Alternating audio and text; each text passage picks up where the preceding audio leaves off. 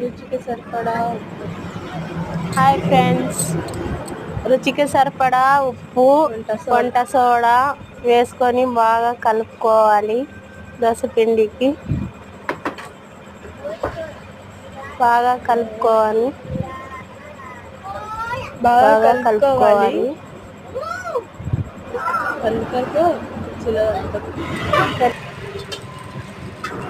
పెనం పెట్టుకొని దోశ వేసుకోవాలి.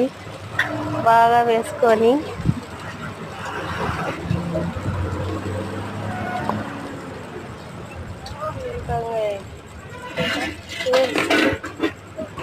ఎర్రకారం కానీ ఫ్రెండ్స్ భలే ఉంటుంది. ఆనియన్ దాని మీద ఎర్రకారం పూసుకుంటే ఆయిల్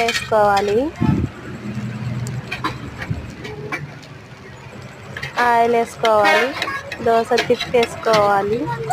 బాగా ఎర్రగా కాలుతుంది చూడండి ఫ్రెండ్స్. ఫస్ట్ వీడియోలో పెట్టిండే అవన్నీ చేసుకుంటే ఇట్లా వస్తుంది. ఒక్కసారి ట్రై చేయండి ఫ్రెండ్స్, భలే ఉంటుంది టేస్ట్. తీసుకున్నారంటే ఎర్రకారం పూసినామంటే ఇంకా అమృతం ఉన్నట్టు ఉంటుంది ఫ్రెండ్స్ దోశ. దాని